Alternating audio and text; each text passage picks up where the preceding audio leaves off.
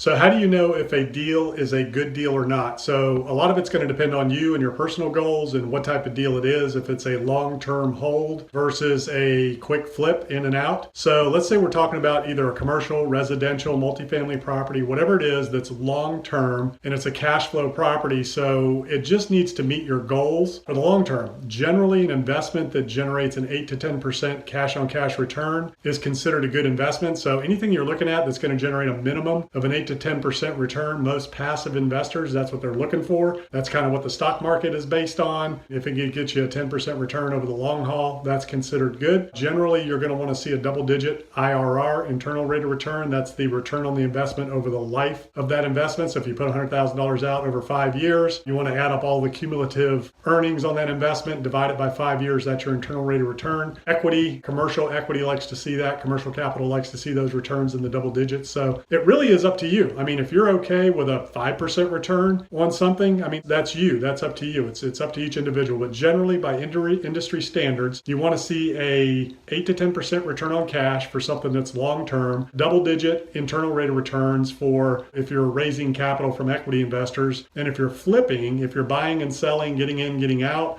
building spec houses, building commercial spec development, whatever, you generally want to have a 25 to 30% gross margin so you can net 20%. So that's me. I'm an opportunistic investor and developer. So I like to see a 20 to 25% return and sometimes 30% return on my investments. So if you're transactional, if you're opportunistic, you're getting in, getting out, those are higher risk. You want to have a higher return. The long-term cash flow, steady plays, you can have a lower return threshold, but I like to recycle the capital. I like to compound the cash. So I am opportunistic. I get in, get out, and I look for a 25 to 30% return on those deals. So that's kind of a broad overview of whether or not you know a deal is a good deal from a return standpoint in terms of the property. But for now, that will tell you what a good return looks like.